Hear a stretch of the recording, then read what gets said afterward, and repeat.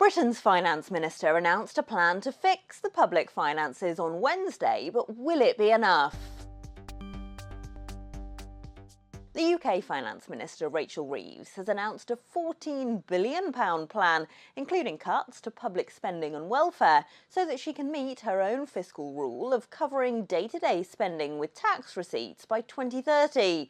But she's left herself just £9.9 billion of headroom against that fiscal rule. So will it be enough? James Smith leads ING's coverage of the UK economy. James, isn't this headroom still pretty narrow? It is, and I think it's symptomatic of the fact that the UK's public finances are operating under increasingly fine margins. Yes, the headroom exists on paper, but what I thought was interesting about the spring statement is these fiscal rules are all about what happens in 5 years' time. It doesn't say anything about today. And yes, we're getting spending cuts, but not for another few years. Actually, spending's going up even further over the next year. So, yeah, I think the rules on paper add up, but yeah, the fine margins that the public finances on, that's only going to get more difficult. Does that mean that events are likely to force her into fresh tax rises at the budget in October? Yeah, I think tax rises are becoming increasingly inevitable. I mean, one of the areas where Rachel Reeves kind of was quite successful in her spring statements was she managed to convince the Office for Budget Responsibility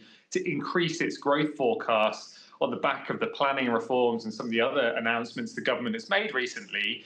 But those forecasts are probably too high. The Office for Budget Responsibility, they're probably too optimistic on things like productivity. At some point, these forecasts are going to get revised down again. And when they do, that's going to mean more difficult decisions to be made. The other thing I'd say is the public finances are operating under increasing pressure. It's not just defence that's going to need more money over the next couple of years.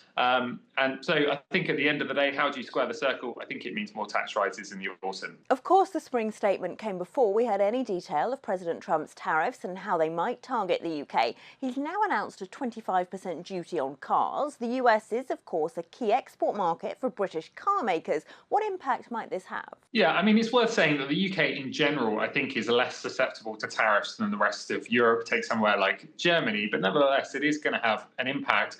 I think what this latest decision signifies is that when we get the broader range of tariff hikes next week, this so-called Liberation Day that the Trump administration is talking about, I think it's just a sense that that is going to be a big event. There are going to be big increases, not just on Europe, but probably the UK as well. And also, unlike the tariffs we've seen so far on Canada and Mexico, which have kind of been on and off a bit, I mean, ultimately, the Trump administration needs tax revenue to pay for some of the tax cut extensions this year. So these tariffs probably need to stick. So, yeah, I think it's just the start of probably many more tariffs to come. So does that mean that the tariff impact in itself could eliminate Rachel Reeves' headroom? Yeah, I mean, it comes back to those growth forecasts, right? It's another headwind to UK activity this year. As I say, manufacturing in the UK, it is a smaller subset of the economy.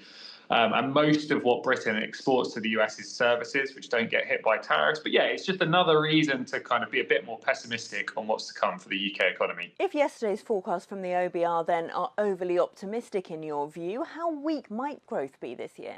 Well, I think growth is going to be around 1% this year. And to be fair, the OBR did kind of converge on that number. But actually, they've upgraded their forecast for future years. And I think that's where people are a little bit more sceptical.